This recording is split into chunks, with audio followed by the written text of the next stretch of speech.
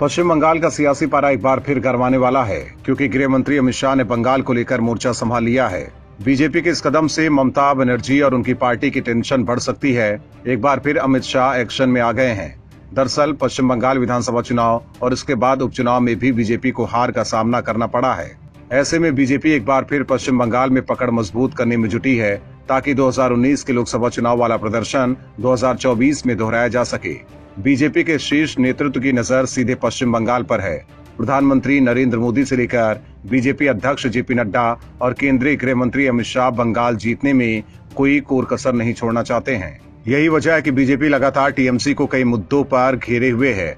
हाल में हुए 5 रेप घटनाओं को लेकर भी ममता सरकार बैकफुट पर है। इस बीच गृह मंत्री अमित शाह पश्चिम बंगाल दौरे पर पहुंच रहे हैं। खबर है कि वो पश्चिम बंगाल में 4 दिन तक रह सकते हैं। विधानसभा चुनाव में बीजेपी के हार के बाद ये पहला दौरा होगा।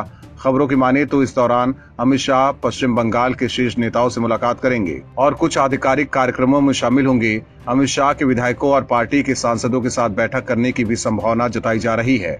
बीजेपी नेताओं की माने तो शाह का ये दौरा काफी मजबूत होने जा रहा है। खबरों के मुताबिक अगले साल होने वाले पंचायत चुनाव के लिए अमित शाह बंगाल बीजेपी के नेताओं को एक दिशा और रोड मैप दे सकते हैं। इन सब के अलावा अमित शाह की प्रस्तावित यात्रा इसलिए भी महत्वपूर्ण है क्योंकि राज्य बीजेपी इकाई अंदरूनी कला और एक के बाद एक नेताओं के पार्टी छोड़ने से परेशान है।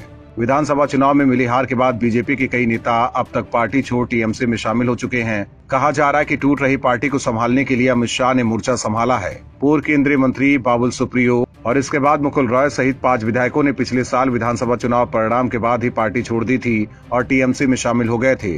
बीजेपी की राज्य इकाई अपने नेताओं को पार्टी में बनाए रखने के लिए कड़ी मेहनत कर रही है। ऐसे में अमित शाह का ये बंगाल दौरा बीजेपी नेताओं को संजीवनी दे सकता है, ताकि पश्चिम बंगाल में टीएमसी से बीजेपी लोहा ले सके और 2024 के लोकसभा चुनाव में भी बीजेपी अच्छा प्रदर्शन कर सके। और भी वीडियोस देखने के लिए चैनल को सब्सक्राइब करें और बेल आइकन को दबाएं।